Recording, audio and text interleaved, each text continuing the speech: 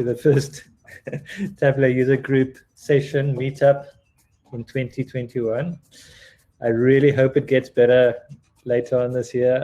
I think we're going to have a wonderful session, actually, because we've got two of the best Tableau brains in Cape Town here presenting today. So fortunately for the other guys, it will be recorded. Otherwise, they're really going to miss out. So I'm actually very excited to see what they just saying tips, tricks, and layers. So they keeping it quite a secret what they'll be showing us. Obviously, there's a little hint on unlimited map layers and stuff. But yeah, it's going to be very, very exciting and very cool to see what they've come up with. I'm just going to scroll down just a little bit on that page, just to once again reintroduce Mark and Nick. I think they've been part of the group for a very long time, so I'm sure you guys probably know them or have met them, and when we were still meeting up in person, you hopefully had just a quick hi and met them in person, like I said. I remember the last session last year, or the last one in 2020, we really believe that it will be the last online one for a while, and we're going to be back together in 2021. But, well, everybody knows the story, so I don't have to repeat it. I actually now think we're probably not going to have a physical meetup anytime soon. I don't really see this changing very quickly, and doesn't seem to be changing anywhere in the world either. So I think we'll just have to follow suit, stick with what Tableau wants, and stick with the rules that in South Africa and all of that. So for now, this will have to do. And yeah, I certainly miss people, but anyway. So yeah, for today, I did post in the group that Gerard just excused himself. He's got some very, very hectic work commitments at the moment. Something was thrown his way this afternoon, so he was going to join, but he did ask to be excused. Other than that, all the other people didn't show up. I'm not quite sure why, but anyway, we're here, so we're going to make the best of it. Thank you for everybody that has been at least a little bit active on Slack. I think we probably need to do a lot more. I mean, especially we can do a lot more from the leadership side as well, to make sure that we are a bit more active on Slack and we keep it a bit more entertaining. I think the start of the year was quite tough for a couple of us, actually. I know Nick recently started a new job. I started a new job, and on Gerard and Amir's side, they've just been under the cosh this whole year so far. I know Gerard made the comment that it felt like he's had a whole year already just in the first 2 months of this year. So I think everybody is under the pump a little bit, but that's not an excuse. Actually, I should thank Nick for really trying to keep things alive on there and really sticking to his commitment of doing those makeover Mondays and sharing it with the group. I think it's wonderful. I'm actually quite jealous and a bit ashamed of myself that I don't make time for it. But anyway, I'm just going to blame the fact that I've got a growing family and stuff that takes up all my time. So I'll use that excuse. I can still play that card. But anyway. Cool. Yeah. So I think like Nick suggested, we should probably just do the code quiz now. I think what's up for grabs is a Tableau e-learning voucher. I'm not quite sure what it's worth in terms of monetary value, Nick, but you can tell me. But yeah, I'm not entirely sure, but as with all the best prizes, it cannot be exchanged for cash. Unfortunately. Yeah, of course. Cool. So yeah, the only thing that I can think of right now that's maybe worth sharing again, I think we did say that on the Tableau Slack group, is that quite a cool change from the Tableau side recently was that they took away those what do you call it, like restrictions or constraints on the licensing, where you had to take 100 viewer license, for example, if you were interested in viewer licenses, and you also, I think there was a restriction of 5 licenses on the Explorer side. Yeah, but that's 5. been taken away now. So I think that's going to be good news for a lot of companies, especially down here in Africa, and with our currency not being that strong. I mean, all the companies I've pretty much worked with, they're not really, or they can't really afford like enterprise-wide licenses and stuff. And Viewer has always been something that they were quite keen on, but they're also not at a place to spend money on 100 licenses. So this is really great news, definitely with the people I work with. And I hope it's the same for your companies or where you get involved. But yeah, other than that, I think we should just jump right into the quiz. I did set it up very quickly before this meetup because we were waiting for our Tableau contact to actually provide us with a Tableau account so that we can actually use a paid version and not the free version that comes with a lot of limitations. So please excuse me if anything doesn't work as it's supposed to. It's a very quick quiz. It's 5 questions. You pretty much get 20 seconds each. I hope you guys have played a Kahoot game before. I've only played it like once or twice, so it's really simple. But please just, if you're struggling to get in, or if you're struggling to answer a question, like because you can't select an answer or something, please just say something in the chat group. But yeah, let's have some fun. I think everybody can take part. I won't take part, and maybe, or Nick, what do you think? Should it only be the 3 attendees that are not speakers today? I suppose, I think it's make it. It's the reward for being the 3 that turn up, because the rest of us are either leaders or someone like Mark who's kind of practically a leader for the amount of time he spent on Tableau in Cape Town. So yeah, I think just let it be a 1 in 3 chance. Why not? Okay. Cool. What I'm going to do is I'm just going to again drop the link in the chat, and I'll give you guys the pin as well. You don't have to download the app on your phone. You can just play it online. I'll give you the pin just now. I'll see on my screen as you guys join. So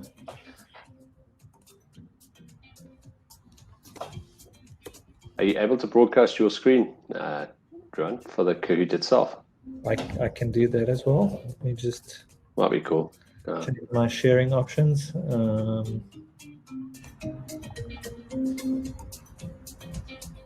I'm just excited for when the 30 people turn up expecting the quiz in an hour, and they're going to be listening to me talking about dashboards. It's going to be so disappointing for them. Yeah. Should be great fun. There we go. Got 2 in. 2 in. Yeah. Oh, there's our 3. Fantastic. Cool. All right. I'm just going to click on start, and please let us know if you, like I said, if you're struggling with anything. We're not going to provide the answers though. That's the only thing we're not going to. I might not know that. Yeah, it's actually quite tricky. But anyway, enjoy.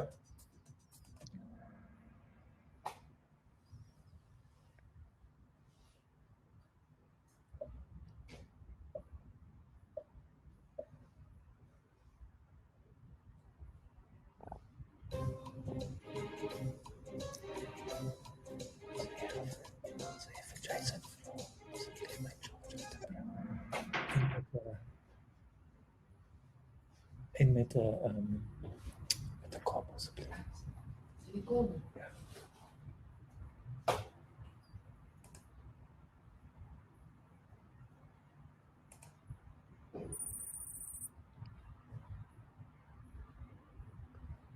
Oh, good start, Emma. Yeah, well done.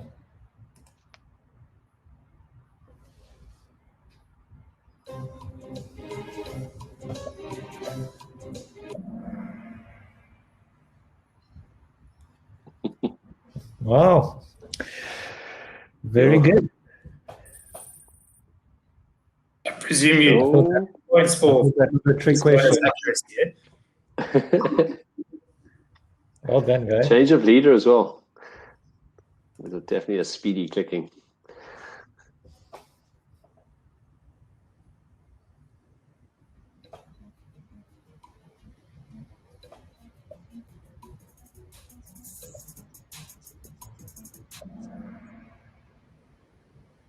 Sure.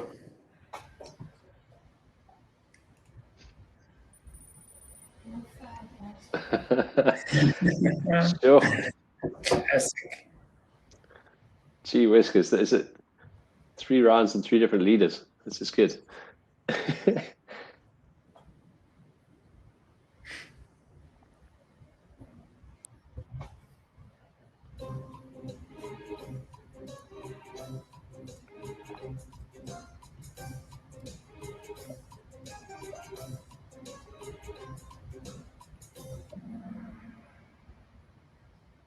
Sure. Wow. Well done. That's amazing. I'm impressed that everyone else has got the order of operations wallpaper. Yeah.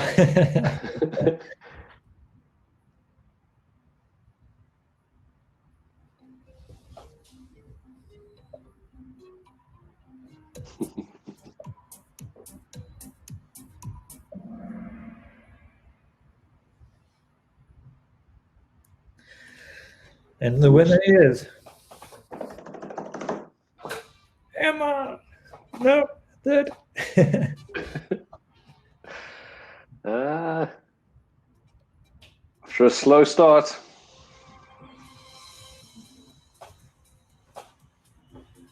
Congratulations, Niku.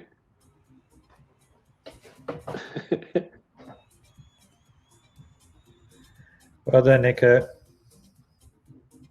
Fantastic. In fact, I think what I'm gonna do, I'm gonna add, I'm gonna give broadcast permission to everybody because we're such a small group. I'd rather worrying about chat windows. If someone's got something to say, they can just chip in. I mean, obviously, Nico for his winning speech now, but that's after a slow start. Well done.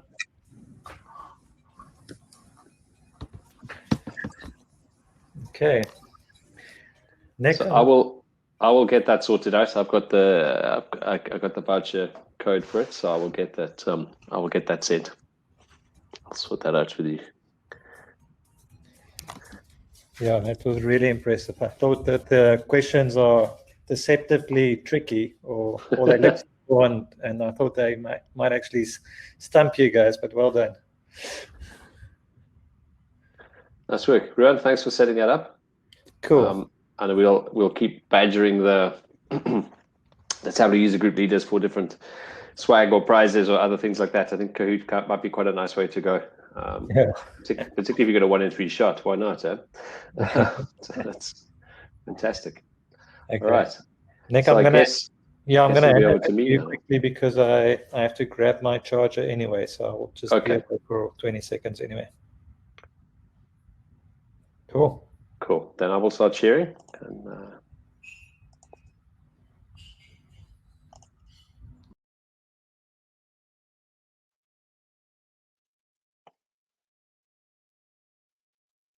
okay, I'm just going to hide a few things. Just give me 1 moment, guys. I'm just going to set up with my notes and other bits and pieces. But you should be. Hopefully, everyone can see my screen. You are able to maximize the central pane as well. If anyone hasn't seen that, I'm sure I'm preaching to the choir. And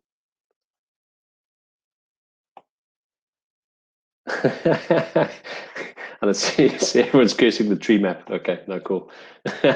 I'll see if I can sneak a tree map into my presentation. Let me just grab my notes quickly. Okay.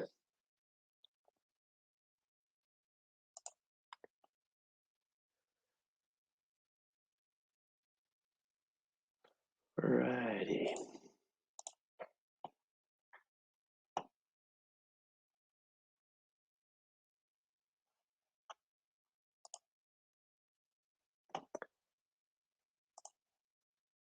Okay, cool. Just to double check that you can see the screen and you guys can hear me. And then if so, I'll kick off. I can hear you. Excellent. As long as you can hear me, Jerome, that's the cool. the main thing. Okay, cool. So hi again, everybody. Okay, so yes, I'm sorry it's a little bit of a lower turnout than we were expecting, but that's cool because we can give you personal service and attention now. I think as Ruin said, I mean, it's kind of it's a bit bittersweet that we're getting kind of the online meetups rather than getting together in person. Obviously, being at home, it's difficult because you have to pay for your own snacks and drinks. So it would be nice at some point if we can all get back into a room and get a free beer. But it's nice to share a virtual beer with you anyway. For anyone who's been around for any of the other sessions I've done, particularly at Tug, you won't be surprised to learn that I'm not really focusing on server admin or single sign-on or those kind of things for my talk. It's not that those things aren't important, but it's definitely not where my skills lie.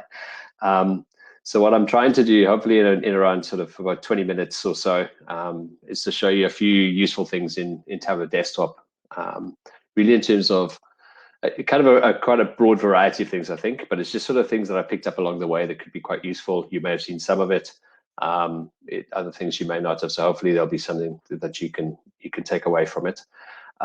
If you do have specific questions on it, obviously we can answer questions at the end. I'll also can stick around for a chat afterwards if there's anything specific that you want to go with. And a lot of my stuff is on Tableau Public as well. If there's anything sort of particularly you wanted to look at or do any work around. And then after sort of 20 minutes or so, I'm going to hand over to Mark, who's going to take you through the new map layer functionality and the way that really you can utilize that to do some very, very different and interesting things. In usual Tableau style, you're able to do a whole bunch of things that it perhaps wasn't necessarily intended to do, which is, I think, one of the fun things of using the product. Okay, so let's start. And my first sort of tip, or my first bit of information, is probably starting with a bit of a controversial statement. But my first point, and I've learned this very much over the last month or two, is PowerPoint is most definitely your friend. Now it may seem a little bit strange chatting about PowerPoint when we're in and talking about Tableau, because we're all Tableau people, but Tableau has definitely got certain restrictions when it comes to font sizes, how fonts render on platforms such as Tableau Server and Tableau Public. So just to illustrate the point, I made a giant banner in PowerPoint with the welcome to CT Tug that you can see on the screen, with sort of drop shadow effects and things like that. It's not really my favorite thing to put together. It's more to illustrate the point, but obviously it's in a very large font. You can apply different styles very, very quickly, and you can drop it in onto your dashboards. It's quite handy, particularly if you're doing things in story mode, or you're taking someone through the data and you want to get almost that sort of somewhere between PowerPoint and Tableau kind of feel. But it's got lots of other uses as well. So PowerPoint is good, obviously, for the large text, unusual fonts. So if you've got particular font groups that you end up with on your dashboards, they can sometimes render very strangely, so it's good for that. But it's also extremely good for buttons and shapes and icons and those kind of things. And you can knock things together very, very quickly, and it's quite a handy way to sort of customize your dashboards, kind of get things looking a little bit different. There's some great blogs out there, the Flurledge twins and a few other people they've got all kinds of templates and things that you can use. But it's really, really handy. And my second tip is sort of while we're here and looking at something that's popped up, is collapsible containers, which are very, very useful.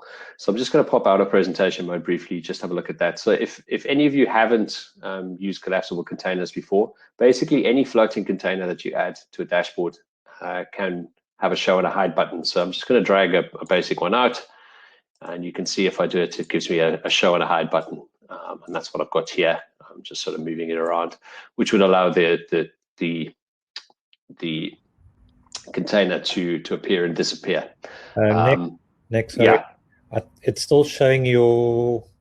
Is it still in the presentation mode? Yeah. Aha. Okay. Bear with me one moment.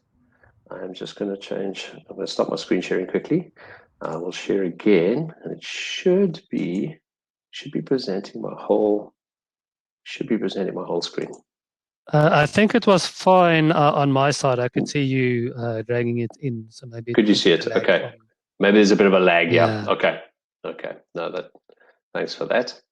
Okay. So Yes, so there's these collapsible containers. When you drop them in, you just get you can get a show hide button. I'm just going to remove those off my dashboard here, and I'm going to bring my notes back up, or I'll forget what I'm talking about. But just a couple of other things that I can show you around this.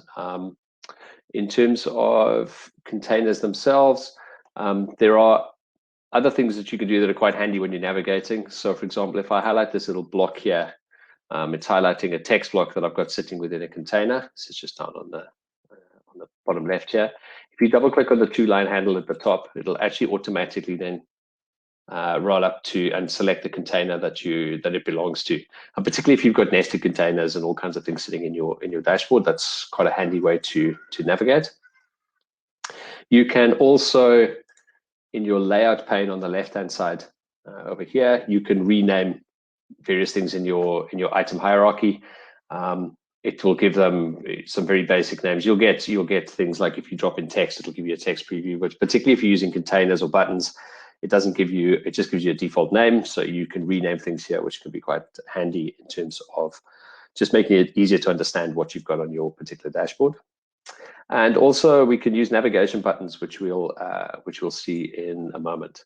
So I'm just going to pop back into presentation mode, which hopefully the lag won't be too painful. And I've just got another button on the right-hand side, which I'm going to expand. And this is my third brief tip, sort of a non-Tableau, very general one. But make sure you cite any sources. And that's not just for, in this case, I've got icon images that I use from Pixabay. Unsplash is another great website. There's the Noun Project, which is very good for icons and bits and pieces. But it's really important that you've got any kind of specific visuals, if you've got inspiration for some sort of look and feel, if you've seen the data somewhere else, definitely include those inspirations. So I'm just going to navigate here. I mentioned navigation buttons, so here's one I can just use to jump out. So this that I've written here, so this is just a very basic word cloud, and I'm going to show you a little hidden function in Tableau just now that makes creating these very fast. But the tip here really is use the community, and I really can't stress this point enough. I mean, Ruan mentioned in the introduction that I get involved in a lot of the various projects that are out there, but it is such a great way to up your skills, to learn about new features, and also just to generally think about how you're visualizing data and the choices that you're making. So if you're in the business of building dashboards, dealing with data, it's a fantastic resource. Tableau Public, the Tableau community in general, they are both incredibly accessible and a big source of inspiration. I mean, all the people and the hashtags I've got listed here are people and projects that I interact with on a regular basis. Twitter is probably the best platform. Not that I don't particularly like Twitter most of the time, but in terms of getting involved with the community, it's actually incredible. And you'll get Zen masters who will quite happily answer messages from you, and it's a very quick and responsive platform for getting that done. And most of the community projects, so your Makeover Mondays, Workout Wednesdays, are all sort of handled through Twitter, and it's just a great way for interacting with people. I've sort of committed so far this year that I've tried to do Makeover Monday, both the flavors of Workout Wednesday, which are Power BI and Tableau, because I'm trying to learn a bit of Power BI as well. And Prep in Data, I'm trying to do, so there's 4 sort of different tasks each week, and I'm trying to do them each week. I've managed to do the first 9 weeks. Week 10 is looking a bit shaky at the moment because I've been busy prepping for tonight. But I honestly, in the space of 9 or 10 weeks, it's actually incredible how much I've learned and the little tips and tricks that you sort of find out, and just the speed with which you can start looking at data. And don't be put off by it being fun. I mean, the skills themselves have got real business value, and I think that's really the important thing to take away. It's not just about kind of, you're kind of learning without feeling like you're learning, and you're able to use those skills elsewhere. So again, I'm just going to pop out of presentation mode. I'm just going to pop out to the sheet itself. And all I did was I just typed in a whole bunch of names in a text field in Excel, and I brought that into Tableau. But to do the sizing, often when you're building word clouds, you want to attach it to, typically it'll be like a sum of sales or sum of profits or something that you're adding to things to do sizing, or you have to manually put the sizes in your spreadsheet source, there's actually a random function within Tableau, which I've just hopefully it's popped up on the screen for you there. What's interesting about it is if you start typing in random, it doesn't find it. It's sort of, I don't know why it's sort of hidden, but the fact is there is a random function.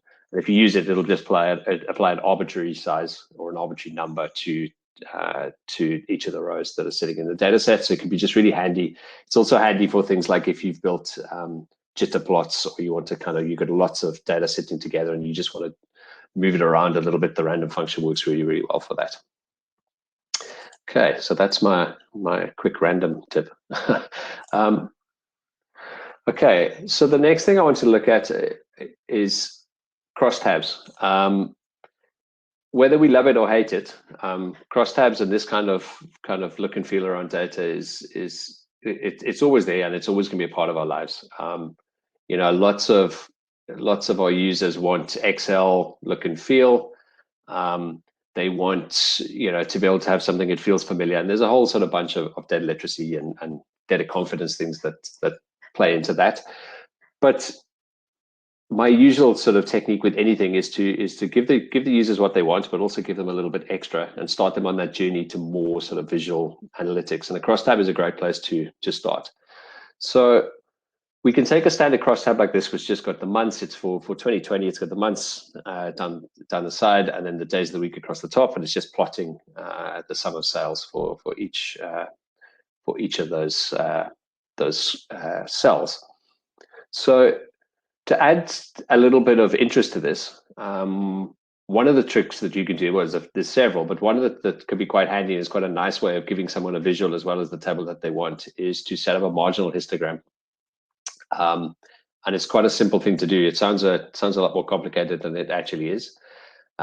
Effectively, all you do is you build a bar chart that sits to the right and a bar chart that sits above or below, and you add them all together on a dashboard. So what I've done is I've just created two more charts based on this one. The first one is, and I've just taken all the formatting and everything else off it. So I've just taken, this is the sum of sales by month, again for 2020, and I'm just showing sales as a percentage of total. I'm keeping it, obviously I haven't got any sort order in the same way, I've just kept it, I've kept the sort order as it was. And then I've gone for the one above it, which is the days of the week. And again, they're just very, very simple bar charts. But when you put that together and you throw it into a dashboard, you start getting something that looks like this. Now, at the moment, it's not quite lining up. What I've done is I've built a couple of containers. I've got a blank space here just to sort of help the two containers line up. But you can get, can be quite difficult to get it to match instantly. So one of the things that's really good to get into the habit of using is using the padding function that you've got within dashboards, which again I think for a long time people sort of forgot about, but it's really, really handy to get things to line up. So I'm just going to drop this one from the top. You can see it's just something I worked out earlier, but if I pad it down by 20, you can see now that the histogram's lining up with the months. And then for the top one, I'm just going to shove it in from the left. It's 80 characters or 80 pixels, whatever it's working out. And you can see that now that the histogram itself is lined up. I've sort of added the top one in for effect. I mean, I think the side ones look particularly good. They work really well with scatter plots as well. But again, it's just a nice way of sort of taking something that you're getting some sense across those numbers, how they relate to each other. So you've got the cell detail, but you've also kind of got the kind of row and column level information, which is a bit nicer than just a standard sort of subtotal and total. And don't forget as well, I mean, you can quite easily alter this to, if we just take the text out of it and say we drop that into color, we can get a heat map. Maybe we can get a little border on it. In fact, we can even just get if we shift and drop, we can actually get sorry. Let's just do the mark labels. I'm going to knock that back on.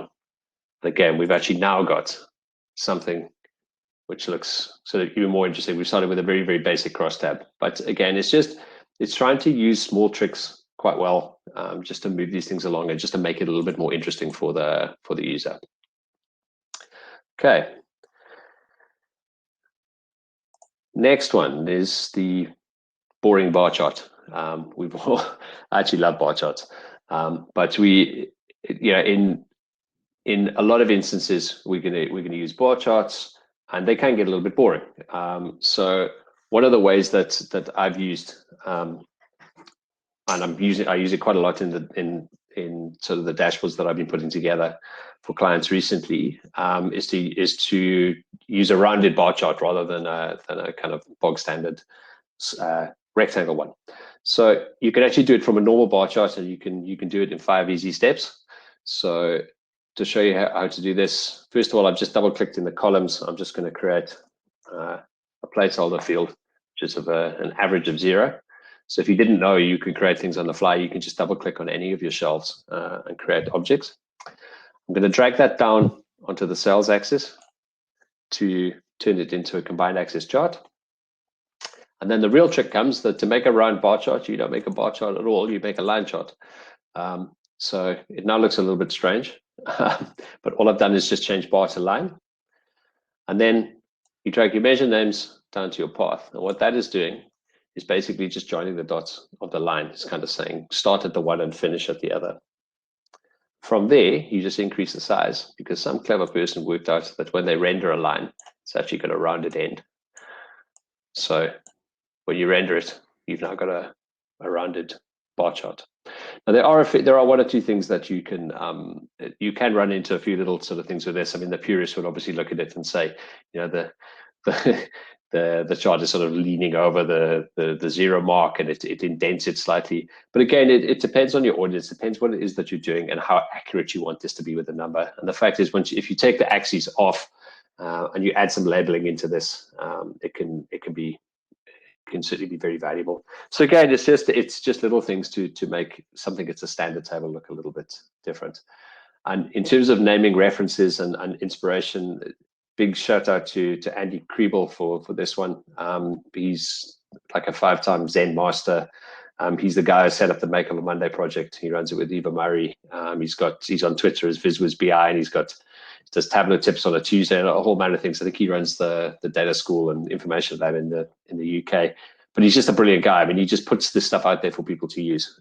So if you're not using any of his stuff, definitely subscribe to what he's got out there, because he's just full of just brilliant information.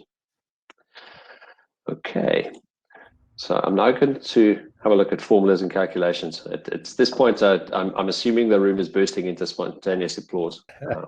It's a bit weird doing it offline, yeah. But if you've got a clap track or a laugh track or something going, you just put it over at any point. It's fine then. Nick, I did tell everybody that doesn't have a mic that they can just post a question and I'll interrupt you if required. Okay, perfect. But on the previous one, I also didn't know that trick, which is very cool. And I've previously used that other trick where you almost create those lollipop charts where you basically have the two. You've got a dual axis and you make the one mark a circle and the other one the circle. But you never get to quite line up 100%. It always looks a bit funny, and obviously then it's only the one rounded side and the starting point is still square. Yeah, you can do it with both, because you can do it with the dual axis where you mark it with the first and the last point. So you sort of can do it, and then you have to jig the axis and you have to do a whole bunch of things. Yeah. So yeah, it's that one is definitely more straightforward. And what's nice is you can kind of take an existing one and change it quite quickly and easily. Without having to do a lot from there. But I've also added everyone else in, so it should be okay if anyone does want to dive in and speak. I think everyone's got rights to do it now, so you're more than welcome to interrupt me while I ramble on. Cool. Babette just asked. Never mind. Mark did answer. It's Mark answering for you. She just wanted to make sure who the Zen master was you're following. So I think you said Andy Kriebel, right? Andy Kriebel, yeah. Cool. And in fact, what I can do is this: if there's anything that I go through today that or you're missing out on names or whatever, guys, please drop me a mail, put something on Slack, find me on Twitter. Anyway, it doesn't really matter. I'm very happy to send out any information, and tips for seeing people. I do post quite a bit onto the Slack channels, but again, if there's more that we can do, just let me know, and I'll make sure we can start sharing more of these things. Okay, so the next bit I'm going to look at is just around formulas and really date formulas and Booleans. And I did this section really because it's around there's certain formulas that I use over and over again. And they generally revolve in those two sort of areas. It's dates and Booleans. And I find what's handy with this, particularly if you're using a particular set of data over and over again, you've got a shared data source. It's quite nice to add some of these things in there so that you've just got them in your data, that they're really useful. So to begin with, I mean, one of the first things that's always really handy to have is the max date in your data. So let me I'm just going to edit the function here. And it's a very simple, it's just a fixed level of detail calculation. You can see it from the curly brackets on the outside if you haven't used LODs, but it just gets the maximum order dates in our data. And I've then built another function which just gets the current year. So let me also just have a look at that one. So again, that's just taking the year as an integer and taking it out of that max order date. So it's all obviously data driven, that depending on what you got in your data. So at this point, as we'll see when I bring them out in a while, Superstore's got it up to 2020. So the max year in the data will be 2020. But again, depending on your data, this would move dynamically. So I'm going to create one for the prior year, which is relatively simple to do. And just remember, if you are creating calculated fields, you can do it based on an original field. And if you do that, the piece of information that you want will be sitting inside your calculations. That can save you some time. And obviously you can copy them and things like that. Let me just make this one and keep my naming standards for now. And this one is relatively easy. So this is the prior year. So effectively, we just take our existing field and we take one away, because that's all you need to do. So that's our prior year. Another one that's quite handy is to look at the maximum complete month in your data. And again, all of these things that you create, if you've got the current month or the max month or the max year, it's very easy to make relative functions based off of it. You've got various date functions that you can add or subtract dates from different times. But the max complete month is really handy because obviously you get stuck sometimes in the middle of a month and you actually just want to look at the most recent complete one. So let me just bring the formula out for this one. And it's a simple calculation, but it took me a little while to kind of work out what it was actually doing.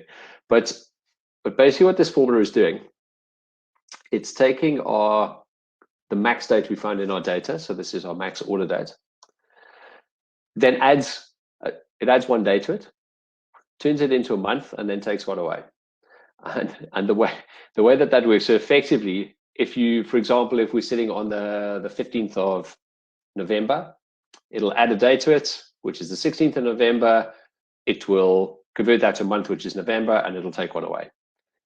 If conversely, you're sitting on the 31st of January, when you add a day to it, it'll become the 1st of February. It'll convert to the month of February. You take one away, it'll take it back to January. So that's kind of how the logic of it works. And I've just made a point here with commenting the code. Just remember, if you hadn't seen this one that's come through, instead of having to do the 2 slashes for every line that you comment, now you can actually do code blocks with / block commenting, which again is quite handy. But that gives you your max complete month. And I will bring all these formulas out onto the viz in a moment, just so you can kind of see them and how they work. Okay, so that's that one. So you can see, obviously, they're dynamic. These things can build from each other, but then we can utilize Boolean calculations and other things to extend them further and more efficiently. You can often do this. The Booleans are particularly handy for filters, but they're also for sort of other things that you would build. So let's look at another typical type formula that people build all the time. So I'm sure everyone's built one of these in their time for current year sales. So if your order date equals 2020, then sales L0. And obviously you could wrap it in sums and other aggregations to go that. But the simple idea being, it's kind of trying to work out, if this is something, then do this, else do something else. Very standard statement. But I don't know if any of you have written the type of function that we've got sitting below. Let me just, I'm going to end this and put it down here so that we can see it. So this one is a little bit different, and again, I've been using these quite a lot recently, because it's actually utilizing Booleans, which are extremely efficient. It's using integers, which are efficient, and it builds calculations. Sorry, I'm busy talking. Go away. Go. Oh, okay, go away. Sorry, it's a small person. So I've got. So what this is comparing, it's taking the year of our order date. It's looking at our current year, and working out if that's true or false. It's like, is our order date 2020? Because that's what our current year defaulted to, and it returns a true or a false. But if you wrap that in an integer, the integer then converts a true and a false to a 1 and a 0. So a true value will be 1, false value will be 0. If you multiply that by your sales, you get your sales for that particular year. So this, in this case, it would be the current year sales, because for everything it's a 2020 row, it will be 1 times sales. For anything that's not a 2020 row, it'll be 0 times sales, which of course is 0. So it's a very, very efficient way of working out these calculations. And for us to do, if I just copy this one,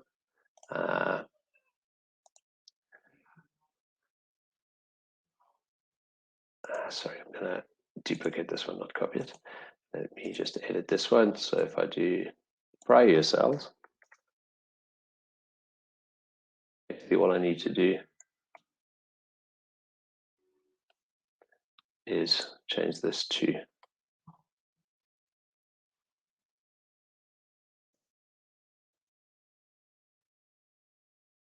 our prior year sales. Again, that'll do exactly the same function for us. I think I didn't save this one. Let me just do that one and apply it, and then we've got the same function. So again, easy to, once you build 1 or 2 of them, it's easy to build these things out, to copy them, to create new versions of it. So now we've got two calculations, one which will give us current year sales, another one that will give us the previous year sales. Nick, and yeah, sorry, can I ask a quick question? So yeah, please do. I mean, that was very interesting. I mean, what you just did there, and I see neither myself nor Mark really knew about it, so I'm not sure about the others. But do we do that because it's got a better performance than for example, if statement? Is that the reason why we're doing that? Yeah, I mean, the main reason with the Booleans, they're incredibly efficient. So in terms of from a calculation point of view, I think that's the main reason that people have done it. Whether it's it's not just a Tableau thing. I think it's in most sort of functions calculations, and sort of from a programming point of view, I think Booleans are generally evaluated very fast. So that's the performance hit is the main one. I mean, they can be a little bit. They can be, until you understand the construct of it, I would certainly say it's worth adding information around, what, some code documentation around what it is that you're building, so that you understand how it works. But so I find they're very easy to build out. They don't work in all instances. There are certain times where you don't, and you'll see it again. You can't do it. There's one that I'll show afterwards, which is a bit of a dual axis thing. And again, you actually want the return of null. So you don't want the kind of 1s and 0s to be multiplying themselves out, because you'll get a sort of a bunch of zeros out. So they're not perfect for all cases, but for some of these things, they're very, very easy. That's awesome. Thank you. No worries. So I'm just going to, let me just create, I'm just going to, let's have a look. I think it's this one. Okay, let me just create, so I'm just going to create another quick calculated field, which will just give us this is our difference. So again, you can then, once you've got them built, you can then sort of do, you can work out different calculations off the back of them. So if I do, for example, the sum of the current year sales minus the sum of the previous year sales, I'll just wrap that in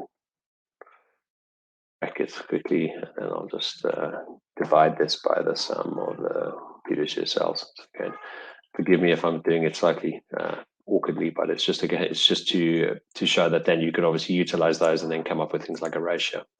So let me just bring these out onto the canvas so we can actually have a look at what they were doing, so I can prove that I'm not just building formulas that that don't do anything.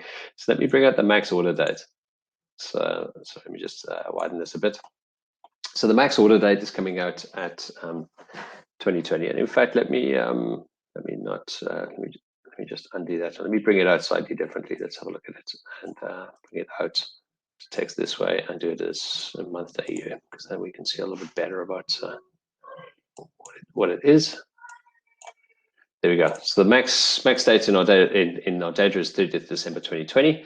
So then this max complete month that we were looking at, if I just drag that out and we look at the month year of that, you can see that it is working correctly. So it's taken the fact that we don't have data for the 31st of December.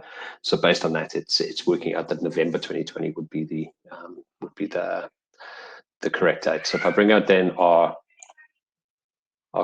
current year is 2020, our prior year is 2019. Current year sales is 73,215, and we can verify this, but it does work. Our prior year sales is 609,206, and then I think I just called this one difference. So there we go. And if I bring that out onto text, you can see. And again, we could format that to be a percentage or something like that, but you can see sort of based on the sort of very simple functions,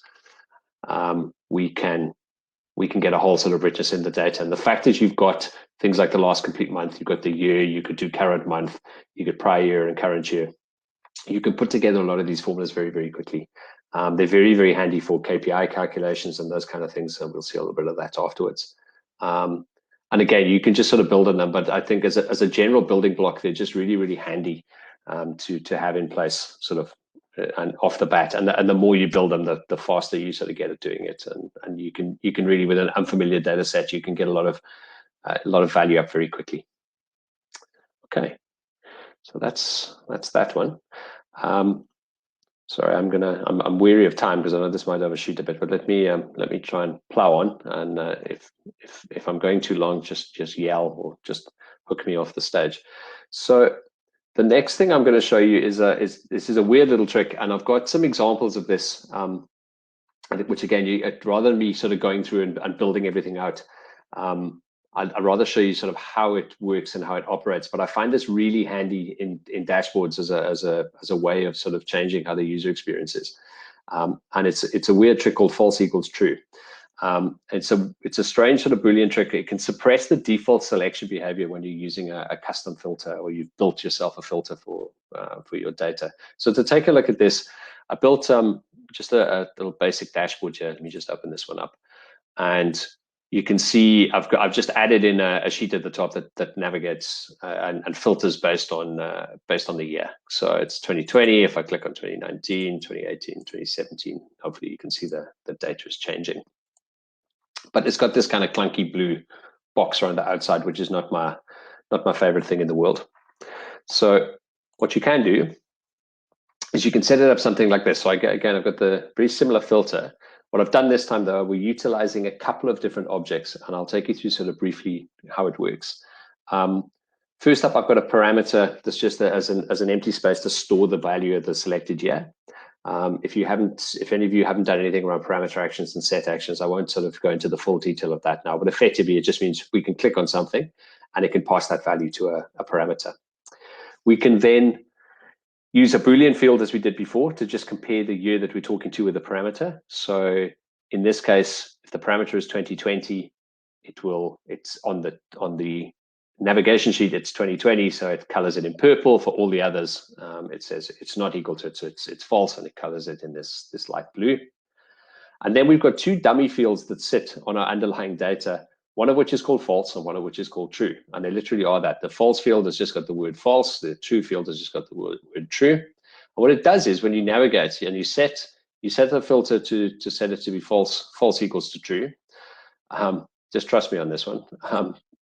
What happens is it actually suppresses the behavior. So what happens is when you start clicking through, you don't get the blue box, and it kind of automatically sort of unselects on it. And it looks more like you've got a standard and this works really nicely on buttons and shapes and those kind of things, where you don't get that sense of something selecting. And it just feels it's a slightly different look and feel for for the user. So just to, as I say, this one, that the technique, just in terms of how it looks, I'll just show you very quickly the action itself, because it's slightly odd in terms of how it looks.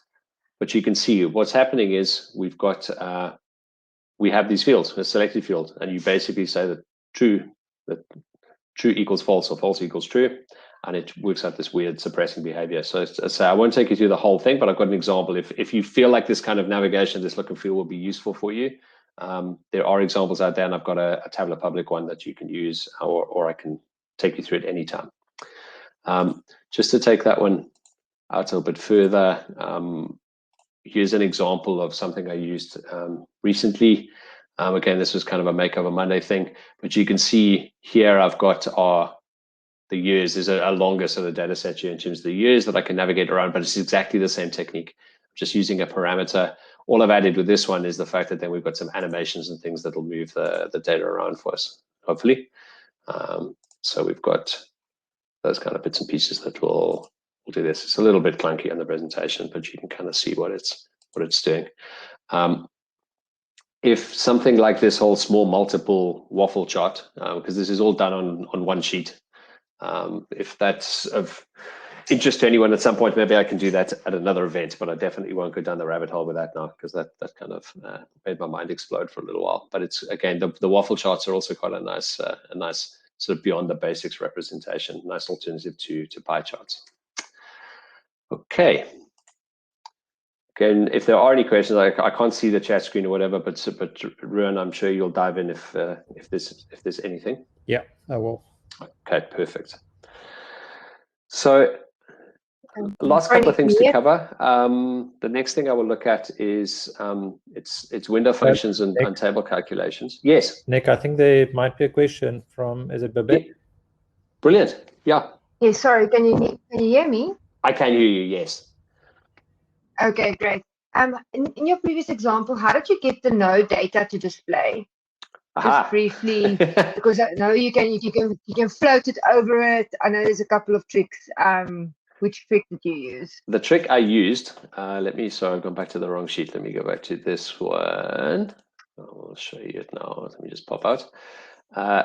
What I did for this one was to actually format the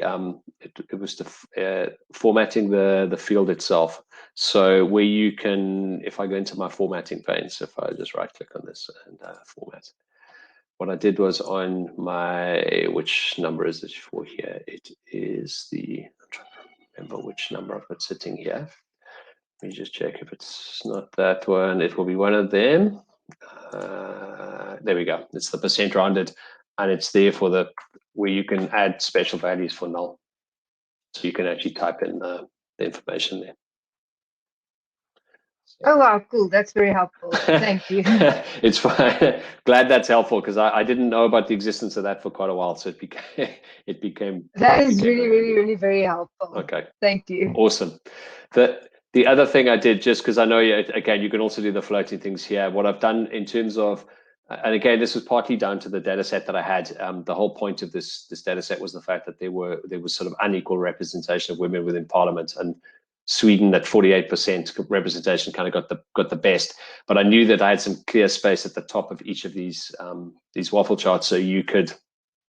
What I've done is I've created a calculation, which is, if I look at it, it's going to be. It could be the location one, but effectively what it's doing is it's just hanging on one particular point. So it's there we go. I think it's point to label. If I just, oops, let me just edit this one quickly. Again, all I've done is just work out a row and a column, and then show the location and the information on the label. So it effectively labels one of the points. I think it's that one there. And then does the same across each of them.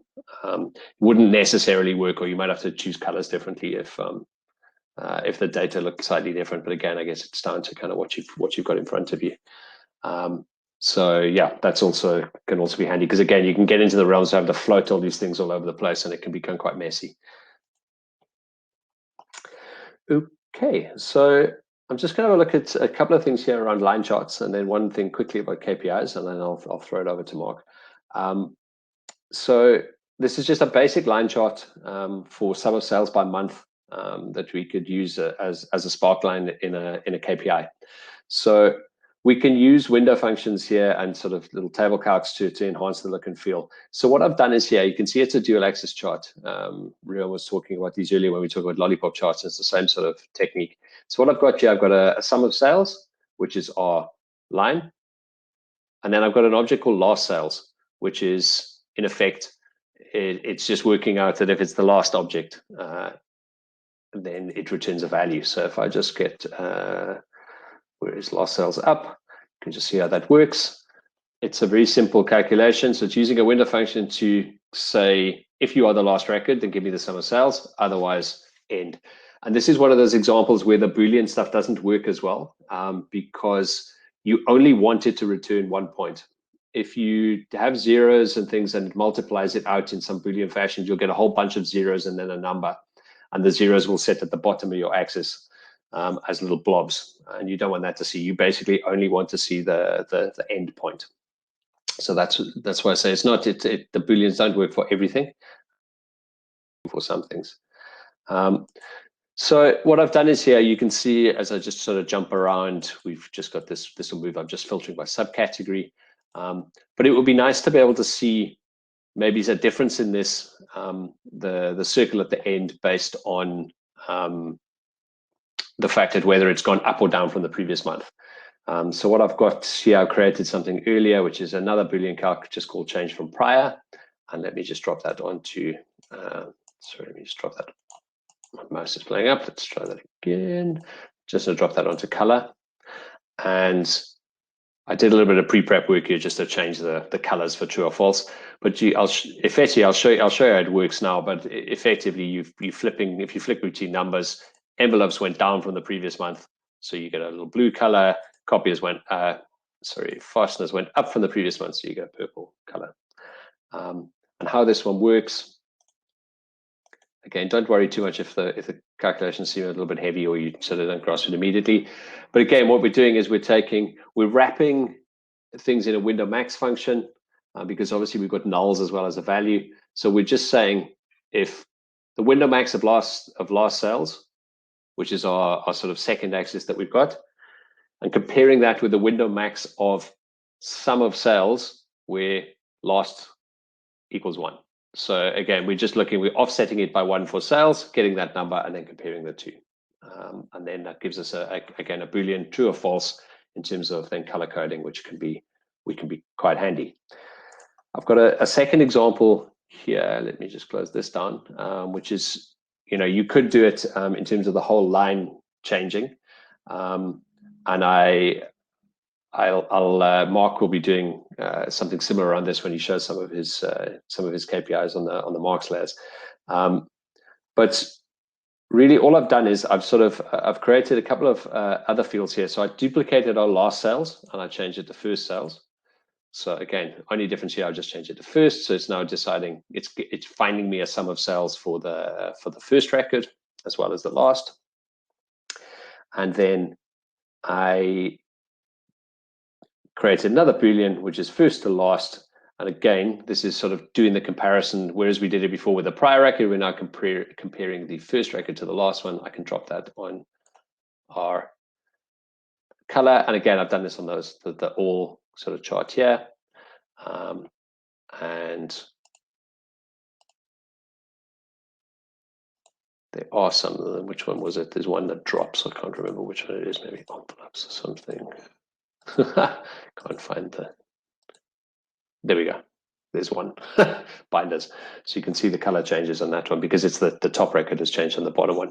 There are other ways that we could do this. Again, I've just sort of split it out differently because I'm applying your color changes being done for the whole for all of the marks cards as opposed to the one. So you could do this in the previous version as well and don't just apply it to the circle. You could apply it to the line as well. There's just a number of different ways that you can do it. But the difference being on the last one is I was comparing to the previous month. On this one, I'm comparing to the first record. But again, we can sort of flip between these things to see how it works. Okay. So the last thing I then want to cover, just taking some of these examples a little bit further, idea of the one-page KPI. And again, this was an Andy Kriebel trick or technique, but it's incredibly useful. And I sort of use this one all the time. I'm just going to change the formatting here just quickly. I just want to get rid of our row dividers and our column dividers, just so we've got a straight pane of information. Okay, so what I'm gonna drop in here, I've created a couple of little formulas here, but effectively what we've got, if you break this down into the idea of a one-page KPI, so if you the idea of a KPI, often you would do some sort of big number, then a trend, and then some information at the bottom, perhaps about how it's moved or how it's changed. And often that would be done in sort of 2 or 3 sheets. So one for your trend line, and then the KPI number to go with it, and then maybe the difference to go with that. So the trick here is utilizing the title of your page, first of all, to assist you with the KPI. So what I'm going to do here is, if I just open this up, I'm just going to center this. Let's make this a little bit smaller. So let's make it cells. And then I will stick my last cells in here. I'm just going to make this slightly larger and turn it into a number here. You can see I've got sitting here. So there's kind of our header for our cells. So now it's giving us our number, which was the last cells here that it's sitting with.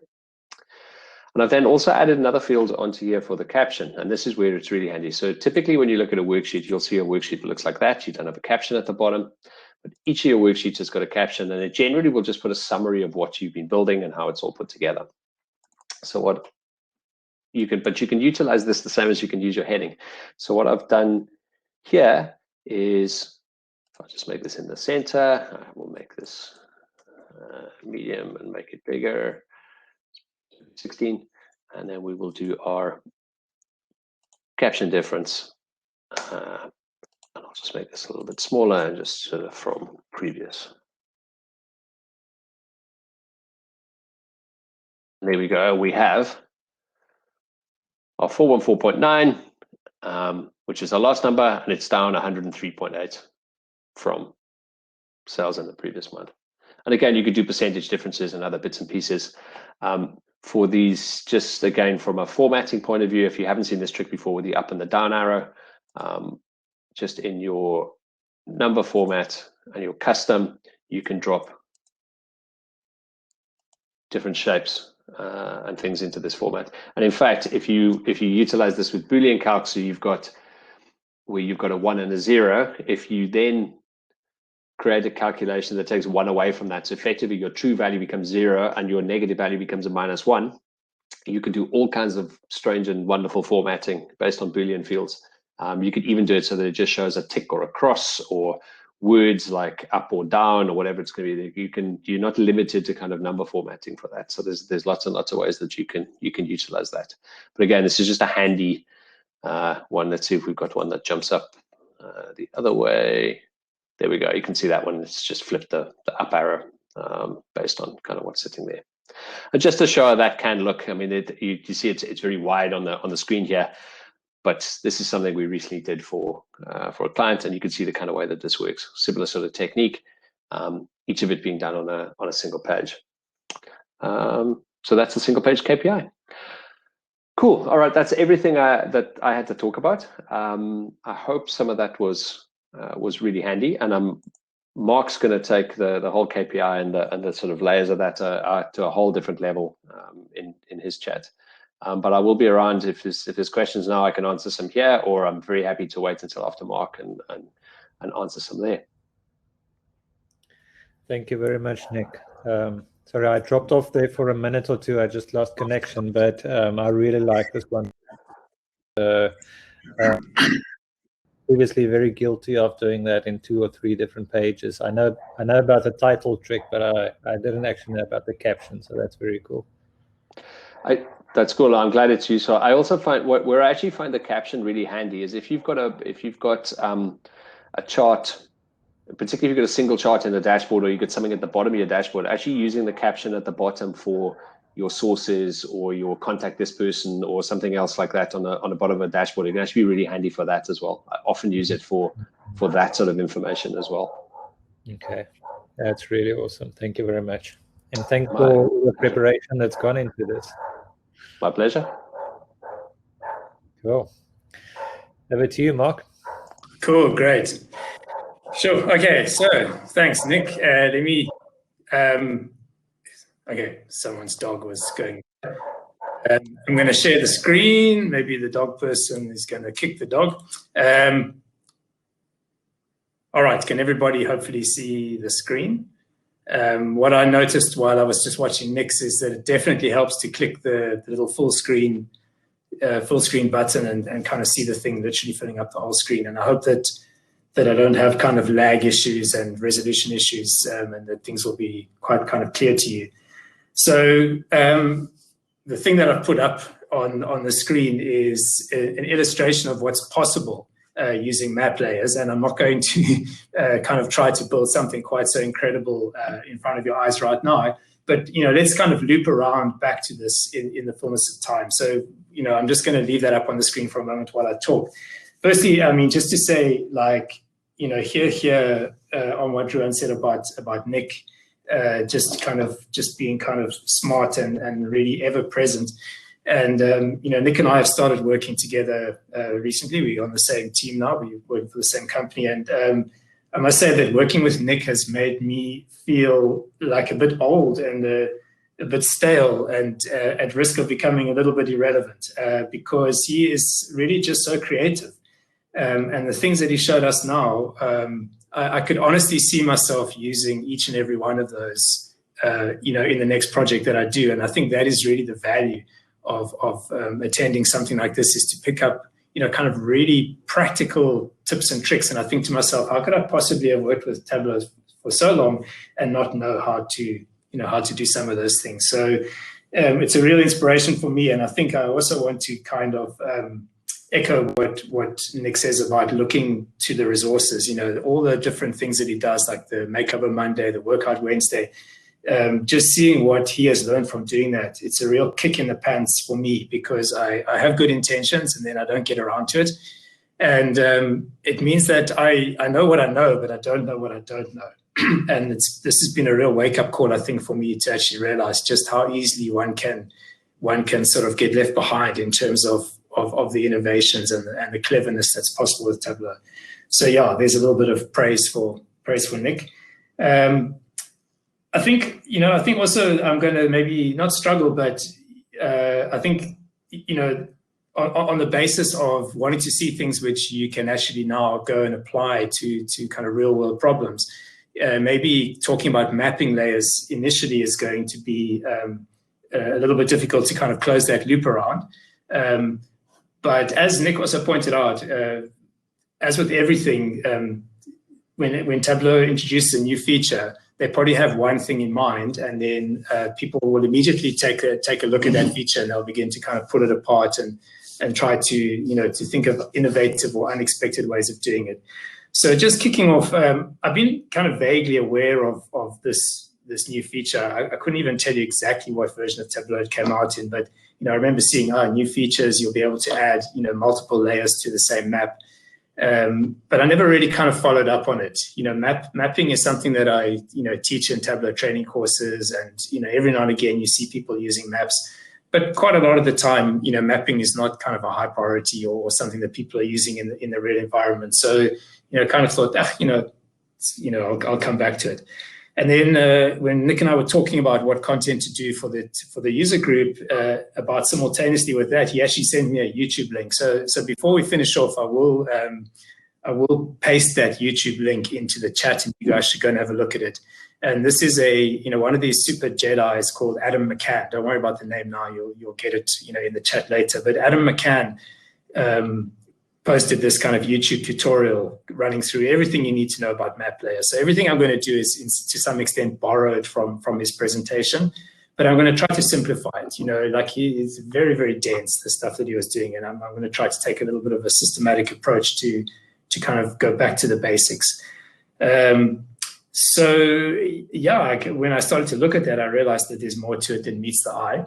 This is something, what you're looking at here, the South Mountain Reservation, is actually a visualization of his, which is available on Tableau Public. So I've downloaded a few of his things just to kind of illustrate what's possible.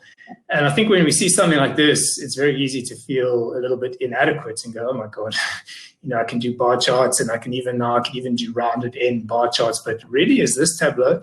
And yes, absolutely, it is Tableau. I mean, everything that you see here is data-driven. I can click on one of these trails and it will highlight on the map. I can click on one of these icons and it will highlight on the map.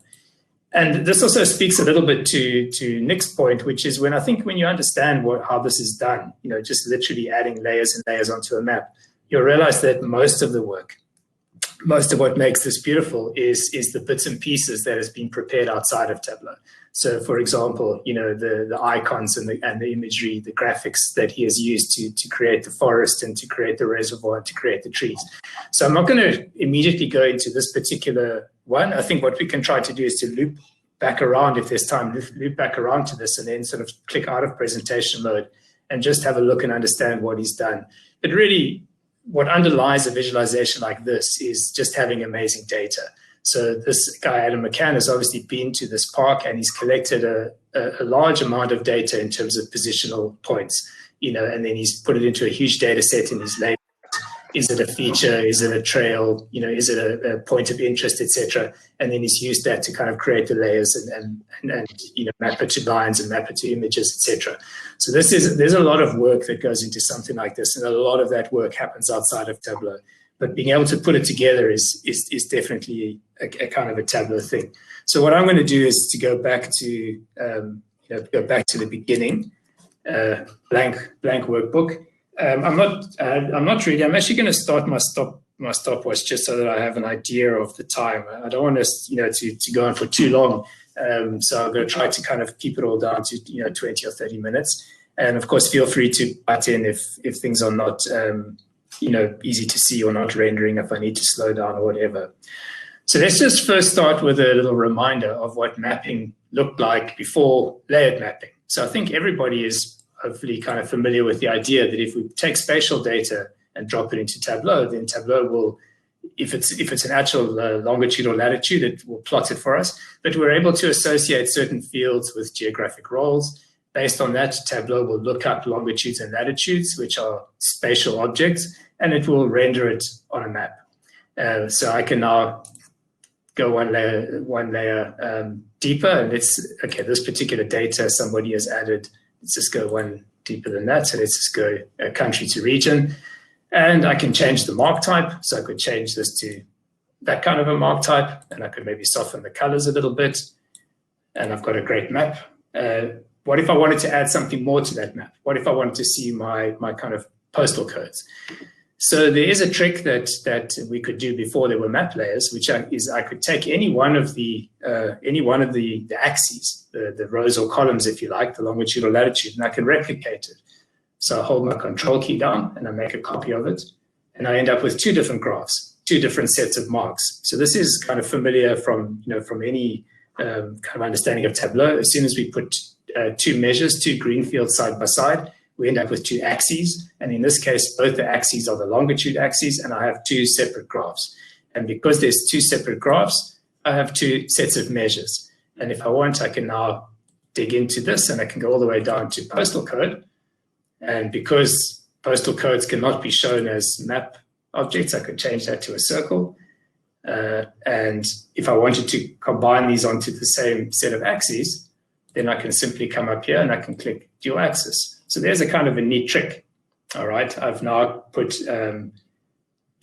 two different spatial objects onto the same map, but I've kind of hit the limits of what I can do. Okay, so that's a kind of a basic way of combining two things in a map. So what if we want to do something like that, for example? Okay, so here you might look and say, well, that looks kind of really similar, but notice there's more going on here. There is these big regions. Within the regions are the states, and then I've also shown the individual postcodes, but notice something else is happening. As I hover over each of these regions, they change color, and then some other points of interest crop up. So there's clearly more sets of marks here than just the 2. So how did I do that? Okay, so let's show you how map layers work. So starting in exactly the same way as I did before. So I can go with my country, and what I've included here is somebody has grouped the states together into a region. But let's go right down to the states again, and let's turn that into a map. And let's put something on that map. So for example, let's take from my other fields, let's take profit and put it on color. And I'll turn those colors right down to kind of a low setting. And let's turn off the borders, and let's turn off the halo. Okay, there's no borders. Later on, I can actually come in here and change my my map layers, and let's just turn off some of the names. It's going to make the whole thing look a little bit better. Something like that. Now I would like to actually kind of outline the regions. Okay, so how do I do that? Well, because Tableau now allows me to add different layers, I can pick another field, for example, region, and I can drag that, and instead of dropping it, trying to replicate, create a second axis on the same set of axes, I can just create another layer. I can just add another layer, and it leverages the idea that a map will always have the same axes. So things will always be mapped relative to the same coordinate system of longitude and latitude. So if I drop the region on, okay, now I can see I've got my different regions, and I can change that again to a map. And I could make them no opacity, and I can put a nice dark border around them. And now I've kind of outlined my different regions, okay? And that's just another layer. What about if I want to add the postal codes like I did before? So let's just start by taking country region and adding another layer, because obviously Tableau needs to know which country contains which states, etc. But we can drill all the way down now to the very bottom, and I can eventually get to my postal codes and maybe change the color to, okay, let's put something else on color. So let's just put that on detail. So we could take something like profit and put it on the size, and then maybe change the color to something really dark. I think that was how I did it in the previous, in the example. We can edit the sizes and say, go from 0, and maybe crank the sizes up a little bit. So it's beginning to look kind of a lot similar to the example that I did. So this is really just showing you the idea that we can now add, in the same way that we could add different sets of marks on a, for example, a dual axis graph by adding more fields to columns and rows. Here we don't add anything new to columns and rows because they all share a common coordinate system. But Tableau gives us this ability to drag spatial fields in and then create them as separate layers. So, then it really comes down to your kind of use case or your imagination. So here was one that I kind of just did for fun. So I thought, what if I want to label or indicate which is my top city per state? So it involved writing a little calculation, which I can put up on the screen for you. Don't stress too much. This is not supposed to be about level of detail calculation. But the idea is, I wrote a calculation which says, if my region is equal to a region parameter, and that's going to help me use a parameter action when I float around, it's going to help me to select basically which region I'm in based on just floating over the graph. And then I'm saying in each state, so I'm fixing the state, which is the city. So that's the outer part. So for each state, which city, and then I'm saying for each city, where the profit ratio in that city is equal to the biggest value of a city's profit ratio in that state. So again, that was not particularly well explained. I think the best is to start in the innermost calculation. You're saying for a given state, what is the maximum value of the profit ratio for a city? And if it's that same city, tell me that that is the city. Okay, so it's just a clever little calculation. This is not supposed to be about calculations. It's supposed to be about map layers. But if I now take that on, notice that it also is a spatial field. So I could drop that. And now all I need to be able to do is to select any one of my, I need to, obviously it doesn't know what city I need to add the country, and the region, and the state, so that it can actually know where that city is. And now when I switch on, why does it not want to let me pick one of these? Okay, that's a bit frustrating. I think it's because it's being used by the action in the other.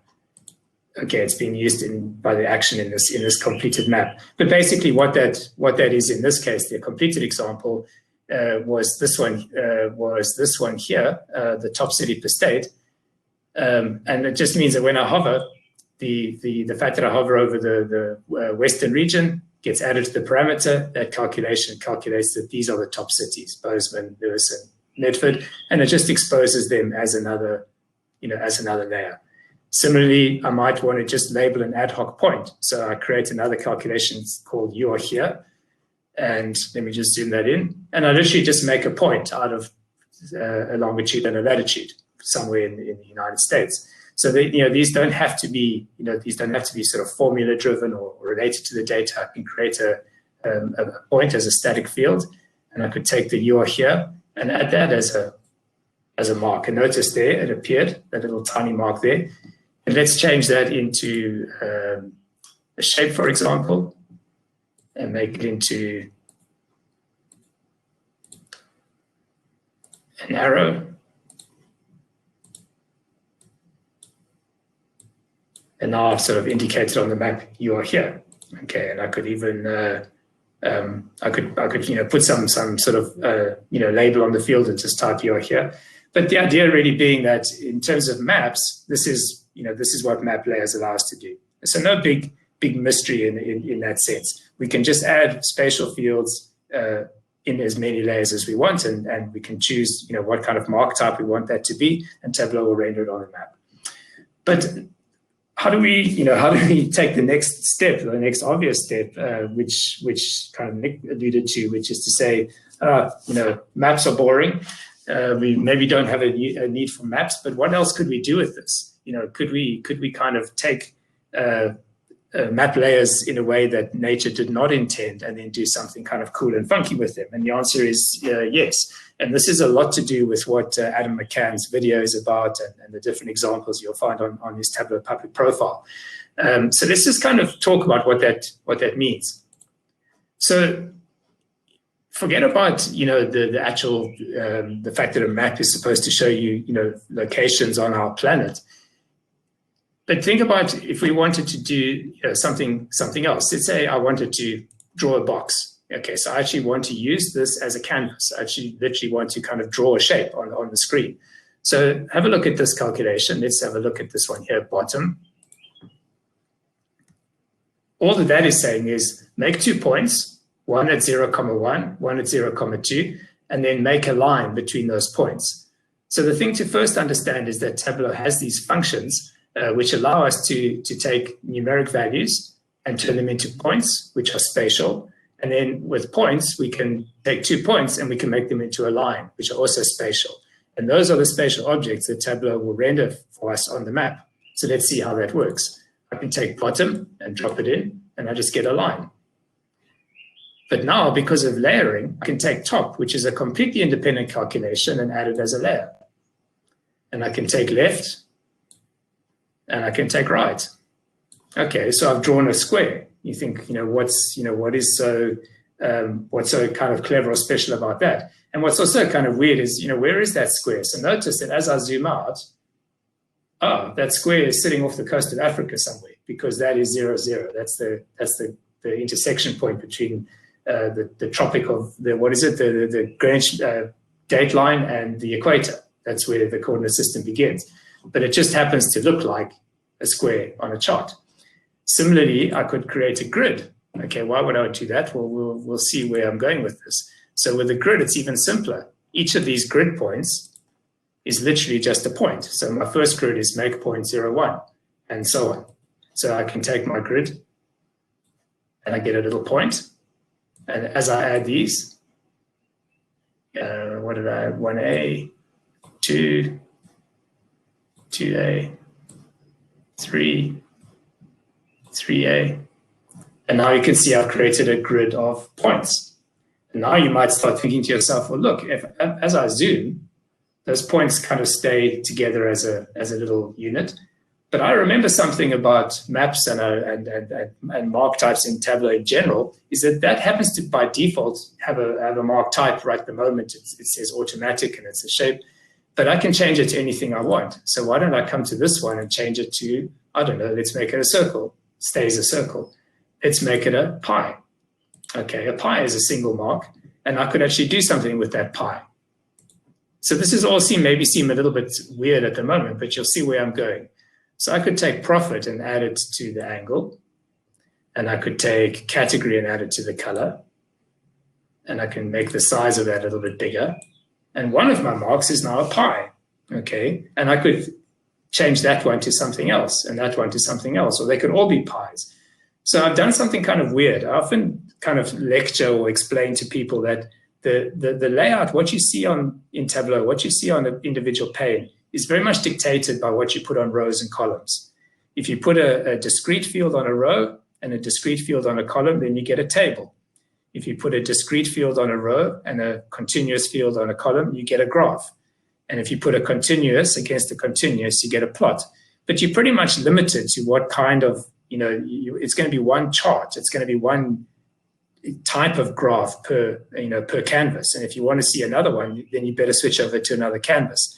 And what Nick has showed us in his very last example, where he talked about the single sheet KPI, was to go, yeah, but even on a single sheet in Tableau, we do have some other areas. We've got the caption, and we can sort of trick the caption into showing us a little shape. And we've got the header, and we can sort of do something in the header. So we can actually appear to create, maybe a little bit more of a rich, kind of a multi-view within a single sheet. But even then, if we want to create a whole matrix or a whole dashboard with those single sheet KPIs, we still end up having to put containers side by side with one KPI in each one. But here we've got potentially, 6 little graphs which are all on one sheet, and that one happens to be a pie chart. But I could change this one to a square, and if that square meant something, then I've got something else going on here. So really, I can define positions and I can kind of do things with them. But the limitation is each one of these is an individual mark. Wouldn't it be great if instead of a pie graph, I could put a little sparkline? I could put an actual little graph, and then I could put another one there and another one there. And suddenly I seem to be building a dashboard in a very free-form way, like I'm building it on a single canvas. So let's see what is kind of involved in that. Like I say, I didn't really script this. So I'm having to remember as I go along. So here's a simple kind of calculation. Let's have a look at it. Instead of putting make point 0,1, why don't I use a field? Okay, so this would sort of say to me, why don't I put sales? Okay, so my latitude, in other words, up and down, my y-axis, let's make that sales.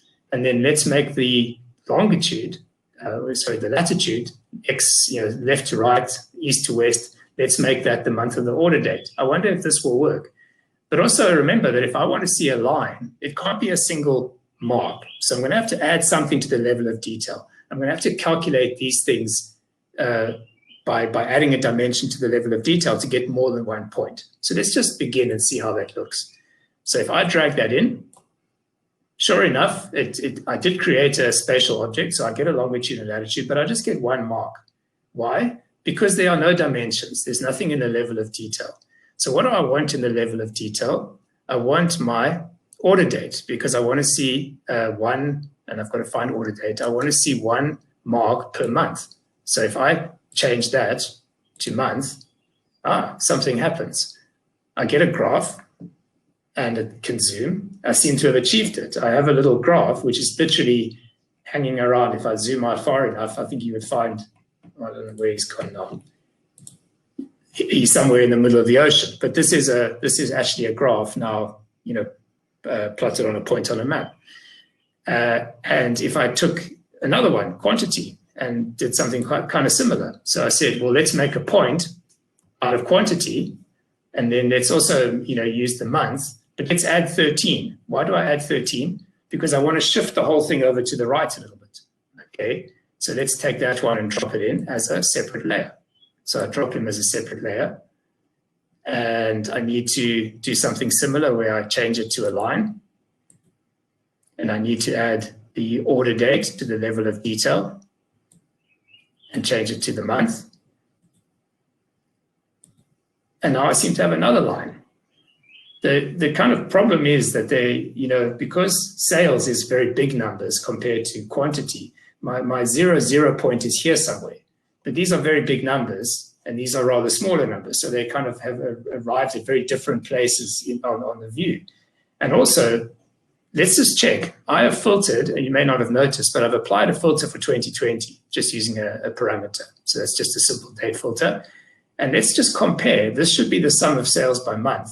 And it should look exactly the same as if I do it in a normal view. So here is the sum of sales by month and the quantity. And in fact, if you look at the shape of that graph, you'll see, no, hang on. These look quite different. It doesn't look like all this up and down. It doesn't look like it's quite working out. So what has gone wrong? So what has gone wrong is that, if you think about the formula, we are passing this formula sales, which is not a single value. Okay, there are many, many different values of sales. Okay, what we really need to be doing is we need to be passing it a single value. So we need to pass it the aggregate. We need to pass it the sum of sales for each month.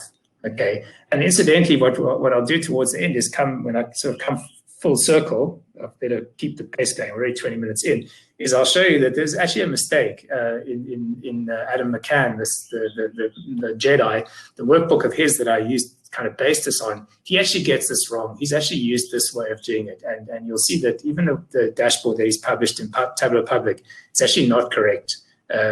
So for once, I kind of managed to do something a bit cleverer than the Grand Jedi. So let's comment that piece out, and let's look at this piece instead. So all this is saying is, let's make our point out of the sum of sales at a given month. But because I put an aggregate here, I have to put an aggregate here. I know this is confusing. Because my level of detail is going to be month, in each month, it doesn't really matter what order date I take, the min, the max, the month part of that will always be the same. Okay, and the reason I put the month function is because that returns a numeric, 1 or 2 or 3 or 4 or 5 up to 12. And the make point needs numeric.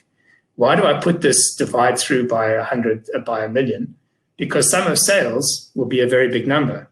And if I want to convert that into a longitude or a latitude, there are limits to the size number that function can sort of accommodate. So this is trial and error. Okay, and one of the questions I'm going to answer before we get to the end of the presentation is how to make it look less manual and fussy than it does now. But let's just have a look and see how that is going to look.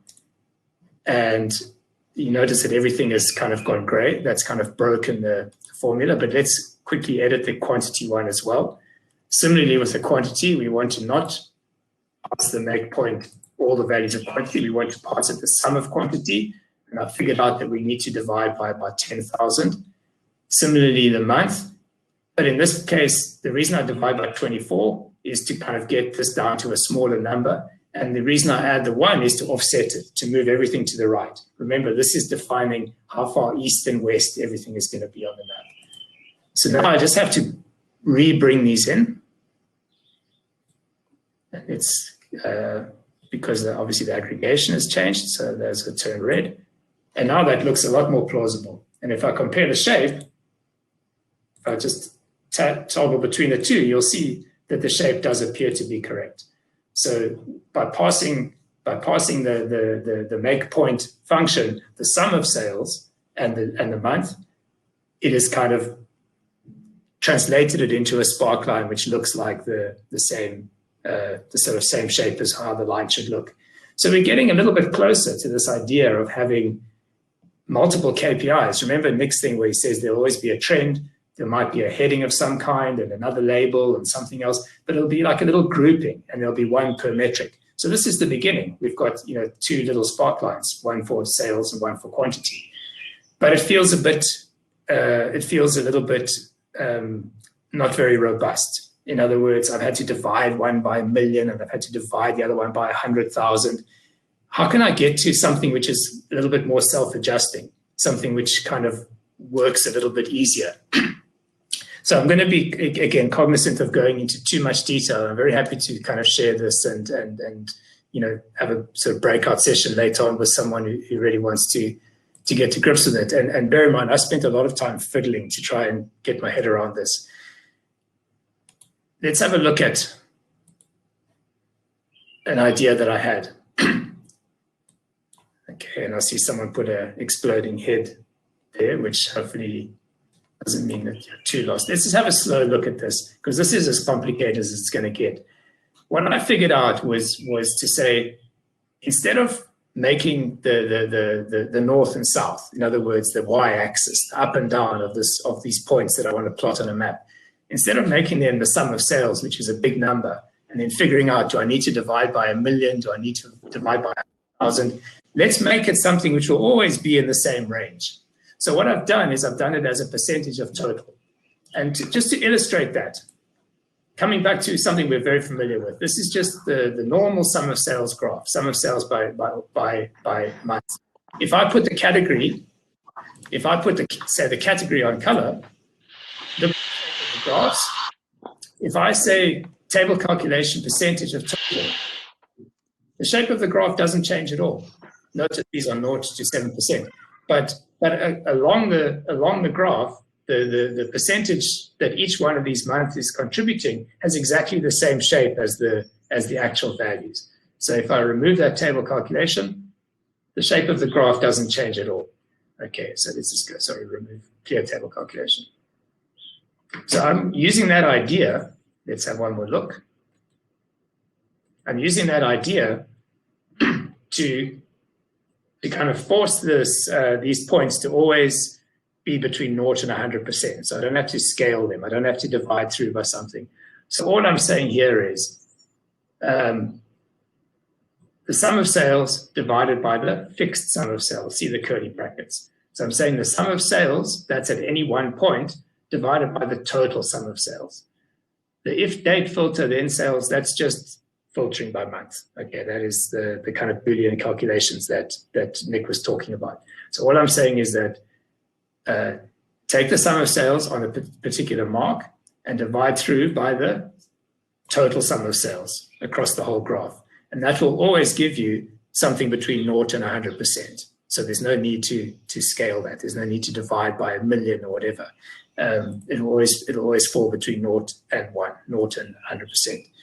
And then similarly, the month, the only thing which has changed here is that I'm putting in my date filter. So I'm saying, what is the month of the, I have to put an aggregate. There will only ever be one month. Sorry, I know it's confusing. And then I'm dividing by 24 to bring it down to a small number, so between 1 and a half. And this is my offset. This is going to kind of position it east to west. So let's just see how that looks. So I can take my sales spark. Let's put it all together now, and we can come back and have a closer look. So I take my sales spark. Again, it's a make point. So it is a spatial field. So I get my longitude and latitude, but it's only one mark because there are no dimensions. There's no level of detail. So I need to take, same as before, I need to take my order date. Where's it gone? And I need to add that to the level of detail.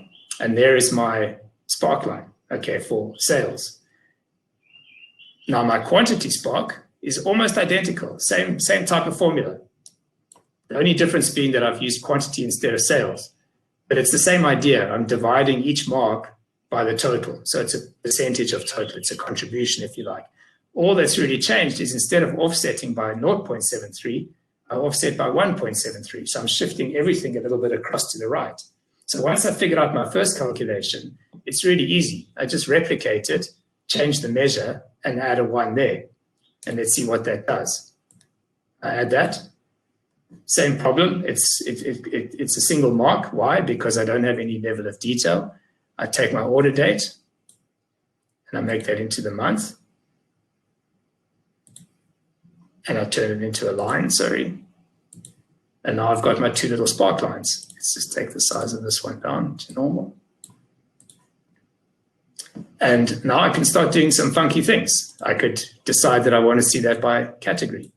So I can put the category on that one, and I could put the category on that one, for example. And now I've got my sales by category. What if I want to start getting even more funky? What if I want to overlay this like a sort of a dual axis graph? What if I want to put a bar graph underneath it, which isn't split by category? Well, I can just reuse each one. So let's take the sales spark again, and let's layer it a second time. Okay, I need to go through the same basic ideas. I need to add month. And let's, in this case, make it a bar graph, a bar. And let's change the colors to something really light. And I can move this one to the back by just dragging it down. Okay, and I could do something similar with the quantity. So let's take the quantity spark and add it again.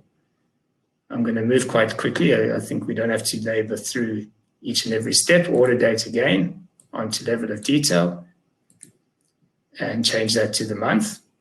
Sorry, all over the place. And let's change that also to a bar chart. Change the color to something light. You get the idea. Okay, that one happens to be behind or in front. But now it's really just a case of saying, what else would I like to put here? How about a label? Now the label is really easy. If I want to put a label, let's have a look at the calculation. All it is a point, because all I'm going to need to do is to plot a point and then give it a label. Okay, so this one is really, really simple. I just need to say, where do I want to put that point? So I take that and I drop it on. Where did it go? Oh, sorry, the label.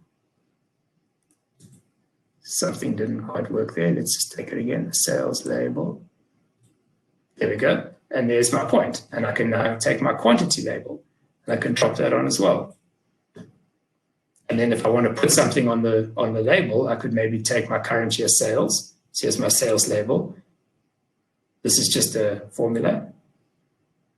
And I can turn this into a text field. Where is text?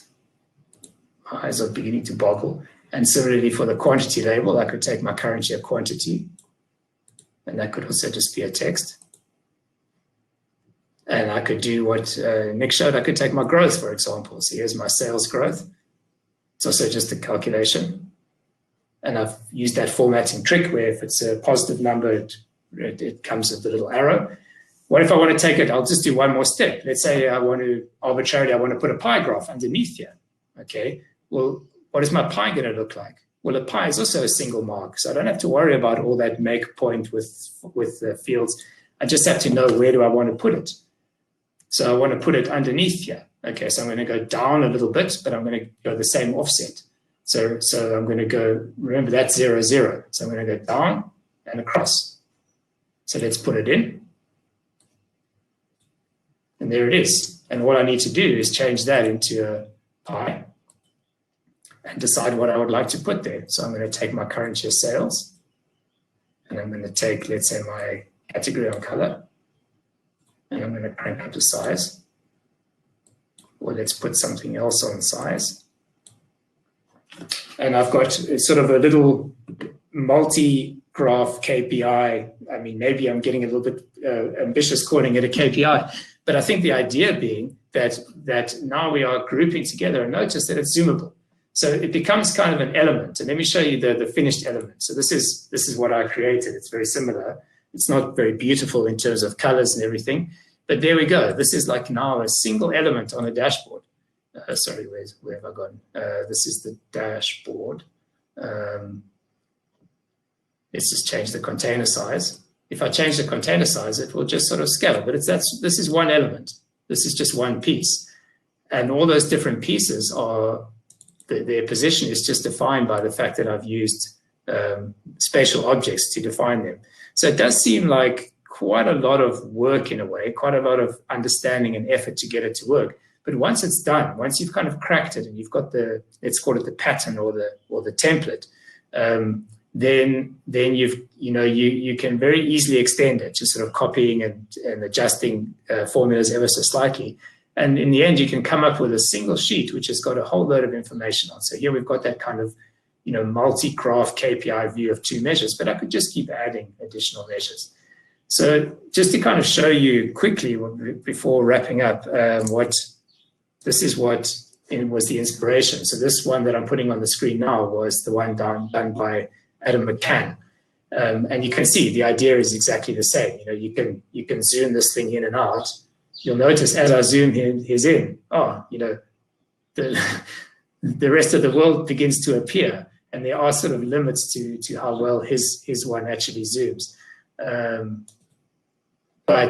And here, this is where I noticed that the way that he's done the spark lines is actually not correct. So let's not have a look at his formulas. But you can see, he's used a big circle mark with a label and a spark line to kind of create a sort of a KPI dashboard.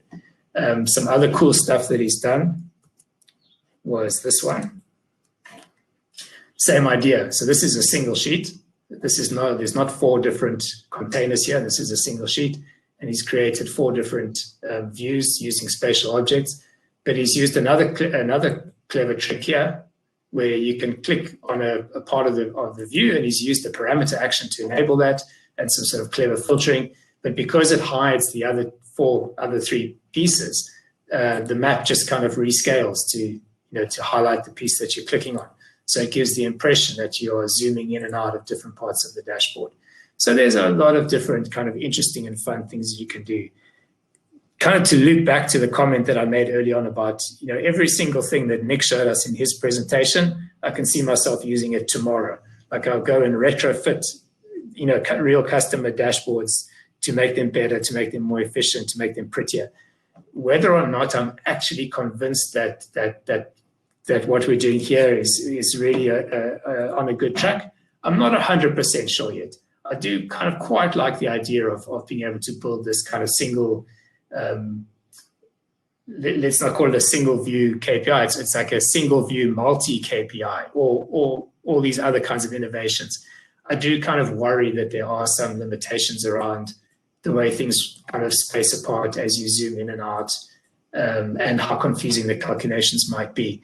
But I'm going to try it. I'm going to try it at some point in the real project and see how well it works. And then finally, just to come back in the last 2 minutes to this here, let's just have a look at how he did this. Because this is what the real intention was in the beginning, was maps. So I mean, I'm not going to go into massive detail. It's quite intricate. But essentially, you can just see that he's got 1, 2, 3, 4, 5, 6, 7, 8. He just has many, many, many different layers that he's applied to the map. So behind this is a very big data set, or I say very big, but it's at least 10,000 rows, probably more, where he's just captured everything. So everything is he's obviously walked around the park and captured all the XY coordinates of all the trails, all the roads, literally all the individual trees, and he's labeled them accordingly so that he can deal with each one differently. So for example, the trees themselves are objects. He's got a location for each and every tree. But when he puts those out on the canvas, he maps those trees to a whole load of different tree icons that he's created. So the trees are kind of randomly assigned a tree type, and then he maps each of those to a different shape tree and a different color tree, so that you get this impression of a forest.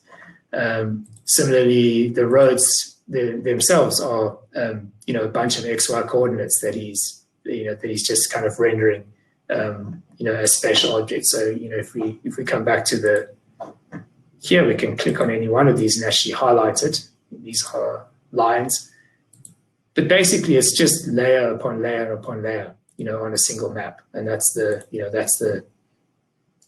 trick behind it. And I think what really makes it beautiful is that he's gone to all the effort to create all the iconography and kind of put it together in such a beautiful way. And there's no Tableau shortcut for doing that. You would have to kind of figure that out for yourself.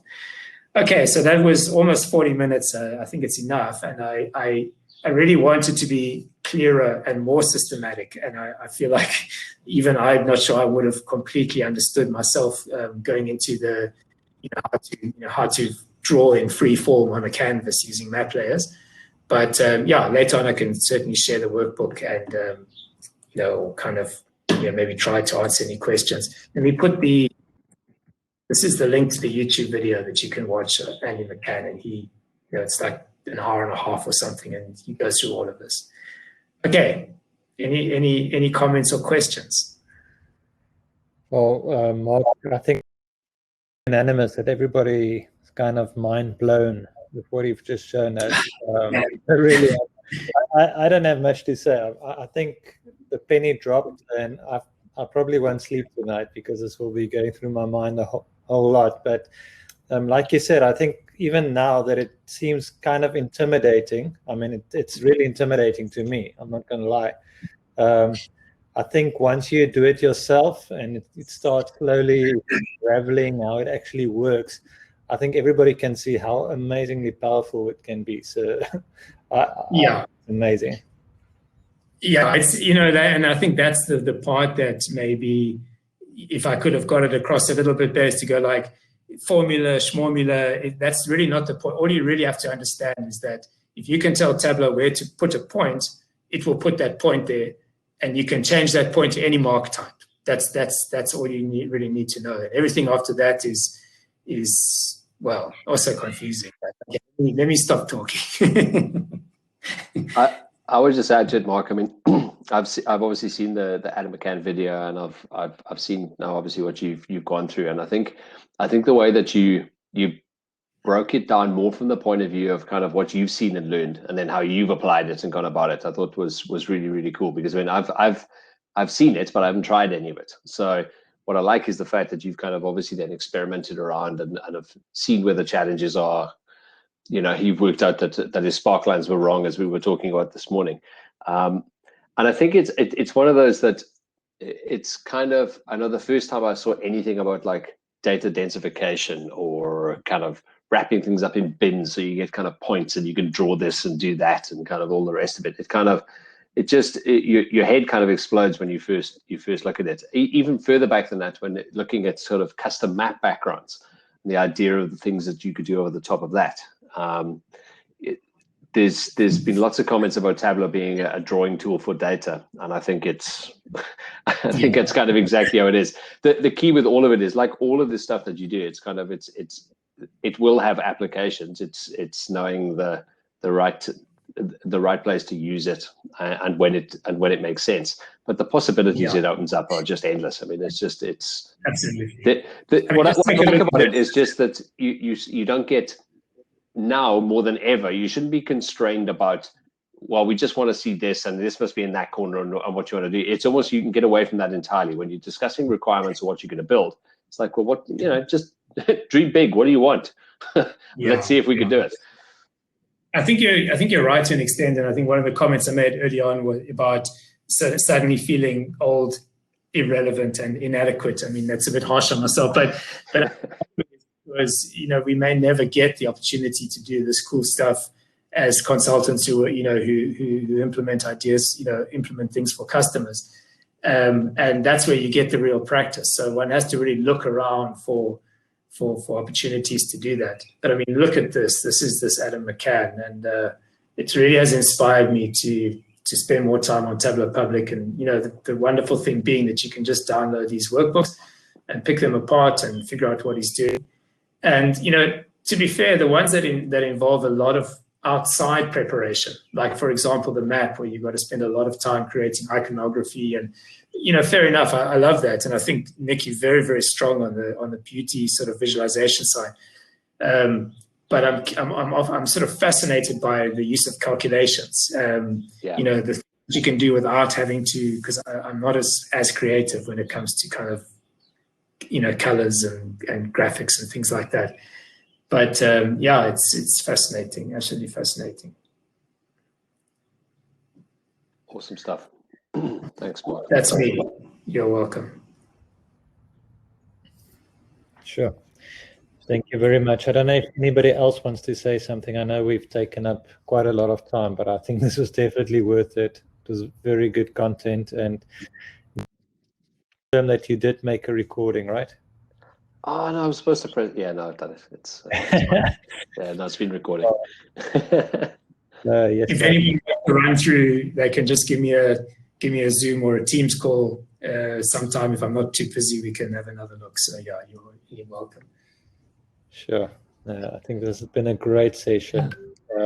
Very, very. There's a lot of things to think about. I think the technical or technical level that was described here tonight. I mean, it definitely raised the bar in terms of our user group and everything we've done thus far. So it's a really, really great start for 2021, I think. Yeah, and can I just say, like a lot of you, the stuff you've mentioned that it's sometimes overwhelming and difficult to understand, but I think it's really come across, like easy for people that aren't like super gurus as well. So I think some of the stuff, yes, you have to go and practice, but at the end of the day, I think it's just kind of following the basic principles that you should be able to pick up quite a lot of this, just following it along. So yeah, thanks a lot for that.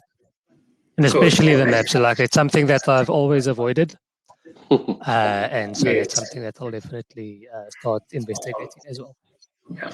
Quick question on maps though.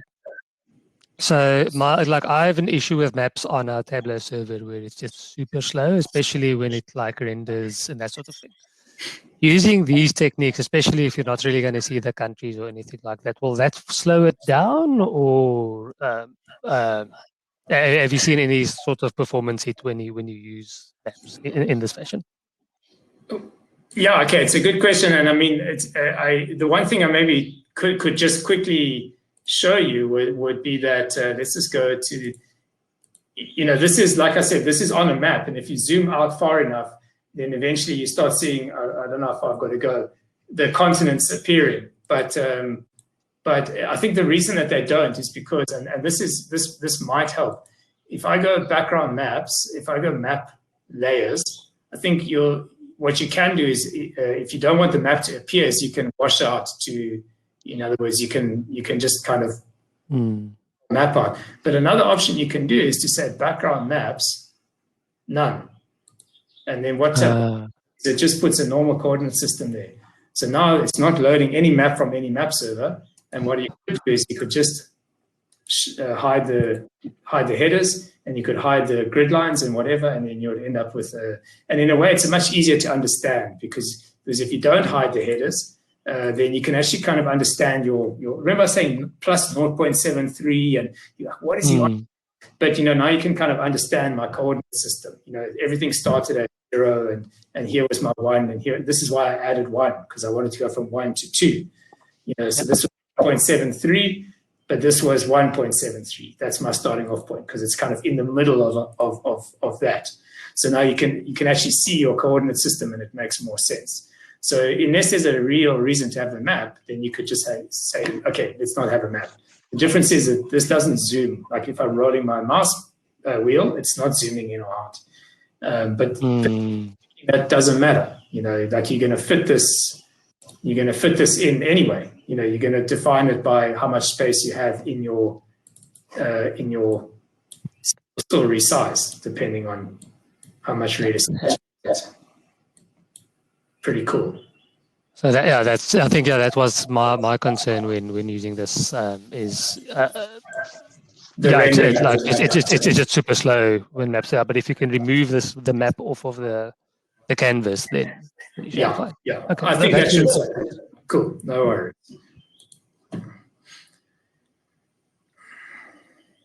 Cool. I think we can then wrap it up. Unless there's any other question. Again, thank you very much, guys.